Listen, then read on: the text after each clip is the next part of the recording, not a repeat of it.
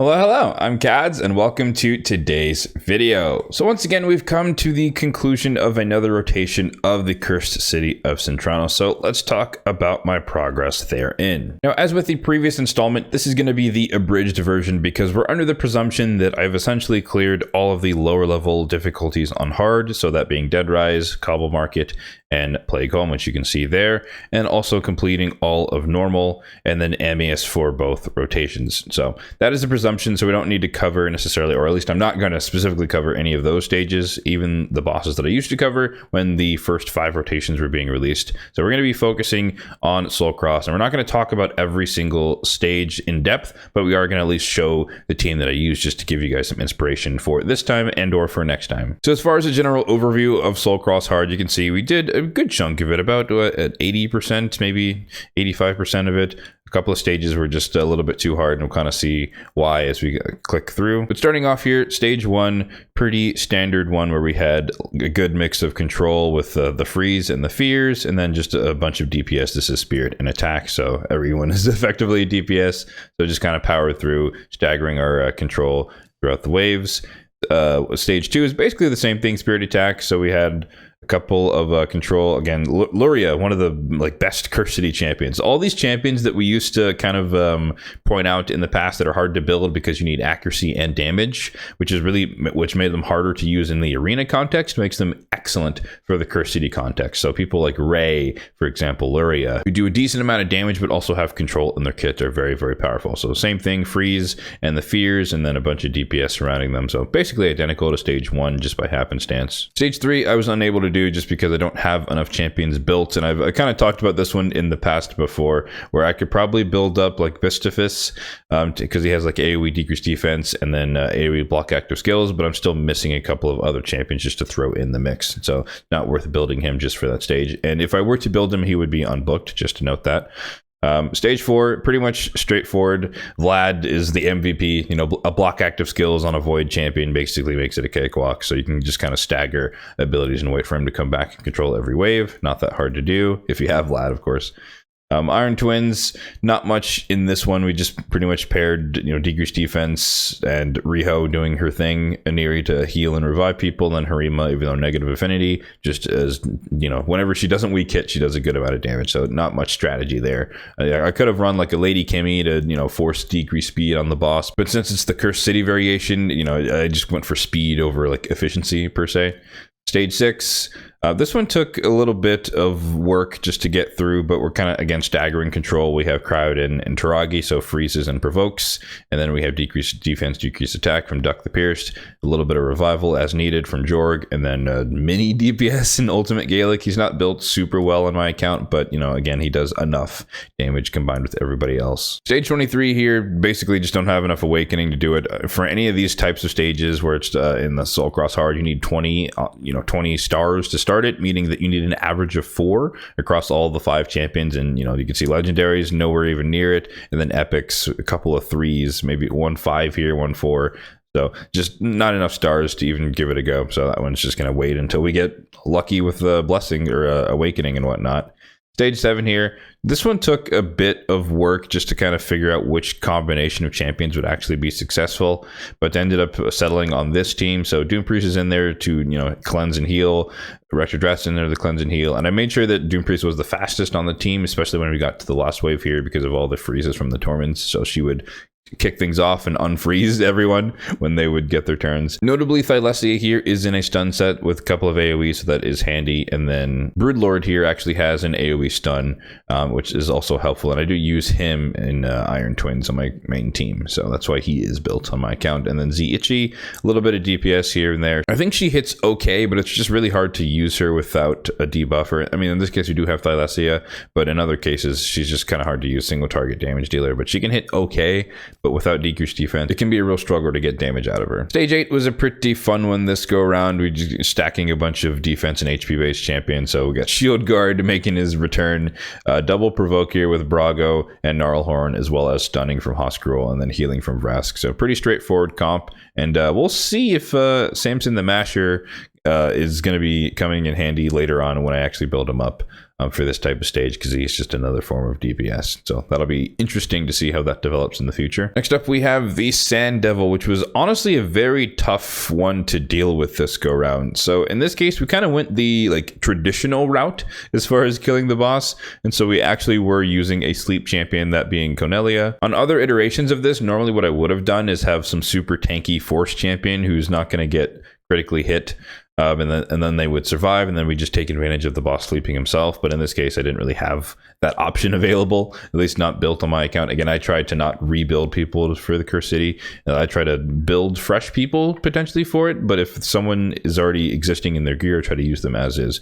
And so in this case, we're trying to do this the traditional way, where we're actually actively sleeping the boss and then placing debuffs when he's asleep. And then Husk is, of course, the primary DPS, with Mithrala poisoning whenever she could. And this was by no means a quick run. I think it took like 20 something minutes, full manual, but nonetheless, we got that stage done. Next up, there was stage 10, kind of a rinse and repeat of the previous one we highlighted. So Vlad is our main control with block active skills, and then backup control is Yakarl with the freeze, so that tandem basically secures the round. And then Shamel's extra DPS, Sir Nick was like break in case of emergency, unkillable if we needed to, and then even more emergency healing with Gotsi Grenadier in the revival. So pretty straightforward stage on that one.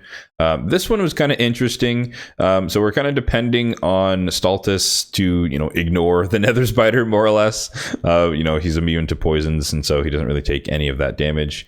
And then using Drexstar to place the burns from his passive, and then Helior literally was in there just for the initial bout of poisons to just transfer it to the, transfer it back to the Nether Spider. Basically what I used him for. But eventually everyone, because he's unbooked, everyone else would just die, aside from, I think, Kyoku and Stultus, just because we get stacked out with poisons. So maybe if he was booked, he'd probably be able to actually cleanse everyone, consistently and repeatedly. But being unbooked, he basically gets one shot at the start, and then everyone else dies eventually. So interesting, but essentially just Stultus being Stultus and overpowering the Nether Spider, and then just being too tanky for the Ice Golem to kill. Then Kyoku was surviving mainly because she has block damage, so she can hide and not take the poison damage. So that's how I got through that stage. Stage 12, you can see undone. I don't even know where you would start with this, but HP, support, spirit with these factions, this is a non-starter for me. I have no damage, all supports, and you have to deal with a pretty ugly amount of enemies. So didn't really bother even trying to think about what to do there. Just don't have the champions, and that's fine. Stage 13 is where things started to get a little bit interesting, because we're basically depending on Gaius's sleep, but it's on a 3-turn cooldown, so we kind of had to buy some time in the meantime between the waves. And then also, I had to restart it a few times, just because if we got bad RNG on wave 3 battle, because I would obviously just cleanse, and it was kind of GG from there. Because of the True Fears and the poisons and everything, we just get destroyed. I guess the stun as well from Euros is really annoying when he's against you.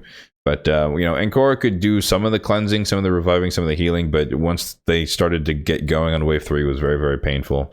But notably, we have stun sets on a Kale here, as well as Judge. Use them for Doom Tower hard secret rooms, so they're built in such ways.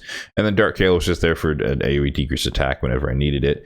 But primarily, again, we're just using the sleep cycle on Gaius and the bombs, of course, to control them. And then basically the bombs are enough damage to kill most of the enemies. The exact same strategy carried over into stage 14. We just don't have any supports this time because it's attack and defense. So Duck the Pierce is now our decrease defense, decrease attack champion. We have Foley in there for dealing damage and block revive, which is very useful for the Torments, as you can see there. Ultimate Garlic back in the mix again, is a weak form, but DPS nonetheless. Stun set on the Kale, and then Gaius again, we're staggering is sleep and bombs to control each of the waves. We hop down to stage 25. This is just a case of having enough average awakening champions, and this is a good example of just showing the stark differences between the restrictions of stages and just who you happen to have. It's like here, like I'm stacked out. I have a 6-star on Rector, a 5-star on Deacon, 4-star Theodore, 5-star Aostrid, and then I was able to run Galathir here just because he has no awakening, but there's enough stars on everyone else to make up the 20. So we got lucky in that regard, but obviously star stage super powerful. block active skills being the main thing that I really wanted to use, as well as the stun.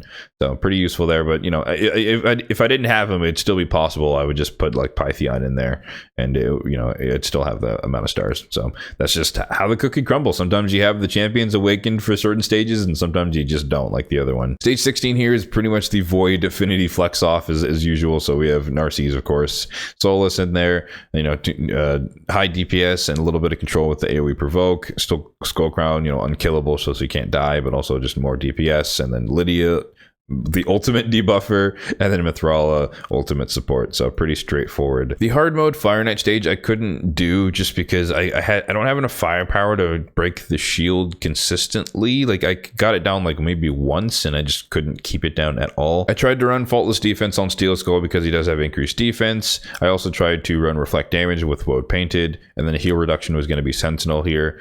But yeah, there's just not enough firepower. I think what I've seen from like the best teams is that a lot of people run Kreela Witch Arm, which would be perfect for this as an orc instead of the Tila. I was just using Tila for maybe like lucky Brimstone procs and a little bit of healing to pair the cleansing with Johanarok, and then HP burn, of course, as damage. But really, this just came down to not having enough hits to consistently break the shield, even with increased defense or faultless defense and the reflect damage. Stage 20 felt on the edge of possible, but I just couldn't pull it off. There's just slightly not enough control on the comp, and obviously don't have a 5th champion built for the stage, so it's close. But I need something more. I mean, the restrictions are kind of brutal, attack and HP, which practically just means attack champions. So Killian the Lucky does have like the AoE block active skills, which is pretty handy. But once you get to the last stage, Siphi's just cleansing. Obviously, you can block passes with Rhonda, but there's a UDK who kind of eats some of that to damage and whatnot, and the Necrot's protecting one of the Rhoduses. So it's a very painful stages to get through, and I just wasn't able to pull it off. Our attack is okay, but the AoE HP burn is not really like the highest form of damage, and then Ultimate Garlic, once again, not really doing as much. Again, baby DPS. But yeah, something to revisit in the future as more champions come out within these restrictions, but I don't think that stage is going to be possible in the short term without a little bit more control. And then we have the last few stages that I did like in the last couple of days, because I was waiting for some gear for Armands to pop out of some of the other stages, and it just didn't happen. Because I'm trying to build my Armands into Supersonic 4-piece, and I just don't have the 4th piece right now. You just can't seem to get like a helmet or a bottom piece that works, that fits the build, like speed and accuracy substats. And then as we'll see here, you can see my Lady Mikage is not quite built yet. She's not ascended yet. I'm waiting until like next CVC. And so I plan to steal a good chunk of my Lady Kimmy's gear to put onto her, but she can't obviously use all of it because she's not ascended, so she can't use the banner and stuff like that. So I did temporarily use one of those like free gear removal tokens that we've gotten, and I put the gear on her temporarily just to do the stage. So we had the ally attack from her. She's unbooked in her base form, which definitely hurt the speed of this run. But essentially, Drexthar triple hitter A1, Harima has a triple hitter on her A2. Whether the crown is in there is much of healing and restoring the destroyed max HP as possible with a miracle heal. And then Contra is in Relentless, so double hitter on the A1, but also the AoE triple hitter. So just a bunch of multi-hitters, occasionally an ally attack from Lady Mikage, I think on a 5-turn cooldown when it's unbooked. So it's fairly unreliable as far as maintaining the shield down. But essentially this was just RNG of hoping that eventually Contra would land heal reduction and or decrease speed on the Fire Knight when we actually did get a shield down, and just kind of waiting slowly. And then in the meantime, we're slowly burning the Frostbiter to death with Drexthar, but I'm focusing all of their attacks more or less on the Fire Knight just to reduce the damage he does to us for each pip we knock off of the shield. I think if the Frostbiter wasn't there, then I probably would have brought in like a Fenshi, just because he has a lot of multi-hitter skills, even though his turn meter manipulation doesn't work on the hard mode variation of the Fire Knight. But nonetheless, just the extra hitters paired with the ally attack would have been a little bit more useful. Stage 21 was a little bit difficult to get through as well. It took a couple of iterations of trying to find the right combination of champions to make it through, especially I think wave 2, where there's like a cardial or something, so full cleanse for 5 on death, which is very, very annoying. But ended up with this composition, Gizmat coming in there, doing his HP burn activation, Lady Kimmy just keeping us ahead of the enemy team, Nishinaki DPS, Ugo block debuffs, or block buffs, but also a little bit of healing for if and when we took damage. And then Ignatius actually came in out of the vault for a little bit, just because of the AoE provoke and the chance to stun on the A1. So fairly useful there. I also managed to do stage 24, again, similar to the last one where I just happened to get lucky with the champions that I have awakened, so I got able to use the 6-star Vector Wrath. I got Arbiter in here, Aostrid, as well as Pythion, and then of course Vlad is the main carry. Whenever I can use Vlad in the Cursed City, I always do, just because again, Void Affinity always works, and then the AoE block active skills is basically all you need in order to get through the stages. You can just kind of stagger his abilities. So super useful, so good for a previous fusion champion. So glad they buffed him as well. And the last stage here was the double boss of Astronix and the hard mode dragon. And so essentially for dealing with the mirror copies here, we just use Gizmak's ability because he's the fastest on the team. We do have the speed aura as well, but he has increased speed for our team and then decreased speed for all of the mirror copies. I guess, you know, weak hit chance for Nishak. But then Basher was the kind of the MVP as far as locking them out for that crucial one turn, which allowed them to, even if they were to cut in or something, they wouldn't have their abilities up. And then Nishak basically bombed them into the ground, and then, you know, Nishak's bombs become poisons, which is handy for the dragon section. And so that was it. We didn't really worry about turn meter control on the Dark Fae herself, because you can see we don't really have that in the team. But I did bring in Inquisitor Shemael just because whenever the Astronix does take turns, she can place True Fears on us, and he makes that makes us immune to that. So that's primarily why he's on the team, not because he is a good DPS, but the primary reason he's on the team is to avoid all the True Fears for when Astronix inevitably takes turns, because we're not running a turn meter composition. I could have done like Ruella and some other things, you know, more single target stuff, but just because of the nature of the double boss and Astronix being under a perfect veil, you can't actually attack her until you kill the dragon. So that's just something you have to keep in mind when you're putting a team together. And then lastly, we'll talk about the Amius teams for both of the rotations. This is once again my like super fast variation where we're essentially just using a Riho Bone Spear to reflect heal reduction, because we this is on manual of course, but essentially we make sure that right before the boss changes forms, we use her A1, and we also try to ensure that she is, or everyone's kind of near full HP, so that she puts the continuous heal on herself.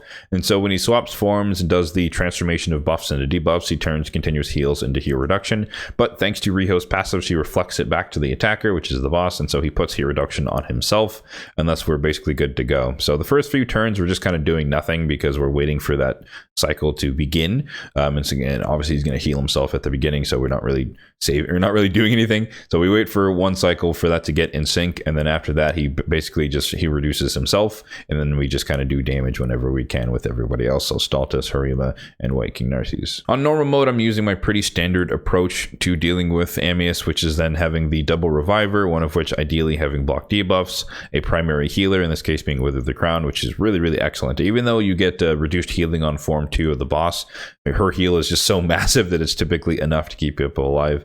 Drexthar being our primary DPS with the burns from the passive, as well as occasional brimstones, and then Hellborn Sprite being our heal reduction champion, as well as our tank in form 2, just because she's so squishy. That's why I would hope to get a higher tier of blessing on her, just so he ignores a little bit less defense when attacking her specifically.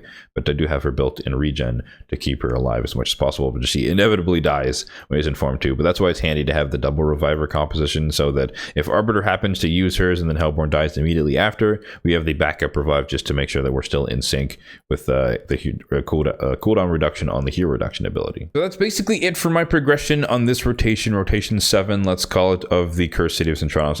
Again, we made it pretty far through Soulcross. I want to say like 80-85%, so pretty happy with that. Unfortunate that I couldn't beat Fire Knight this go around. I would like the 1000 Eternal Soul Coins or whatever, which is effectively an Eternal Soul Stone and or a bunch of Essence as needed, so that would have been nice to have, but just couldn't pull it off this time. I guess if anyone was curious, you can kind of see my progress here towards Carnage, 500 points being the goal, and we're at 290, so about 60% of the way there over 7 rotations. So we're not close by any means, but we're getting there bit by bit, slowly making our way up there. And then lastly, there were actually no champions that I had to build for this current rotation. I guess you could argue that Lady Mikage was technically built freshly for this stage, but yeah, I didn't actually, she's not actually wearing the gear at the moment, so it's kind of debatable, subjective at that point. But yeah, all the champions that I used in this iteration were already built, so I didn't have to build anyone new, which obviously is going to be the case just because now we have all 5 rotations set, or all 5 variations of every stage set. And so you're not going to need to build anyone new that you haven't built before unless they are brand new to your account and or you suddenly discover that they're useful. But that's why I kind of do these videos, just so that people know what's helpful to use in certain stages, or what champions can help you depending on who you have. Obviously, you know, legendary bias if because I'm more endgame, a little bit of mythical bias as well. But yeah, there's Lady Mikage. She has one piece of reaction, which is lovely. But yeah, she's naked for now. But yeah, the main reason I like to do these videos is just to show that, you know, endgame free to play, it's still possible to progress in Soulcross hard. It's not necessarily a cakewalk by any means. It's not easy. I have a lot of champions built on my account for various different things, especially for the Cursed City more recently. But yeah, in this case, no one had to be built or rebuilt in order to progress as far as I did in Soulcross hard. So let me know in the comment section down below how far you guys made it in this rotation of the Cursed City. And as an added bonus, let me know who was your MVP champion for your progression this go round. As always, if you did find this video helpful, then be sure to hit that like button down below and feel free to subscribe to the channel for more content just like this one in the future. Thanks for watching and have a good one.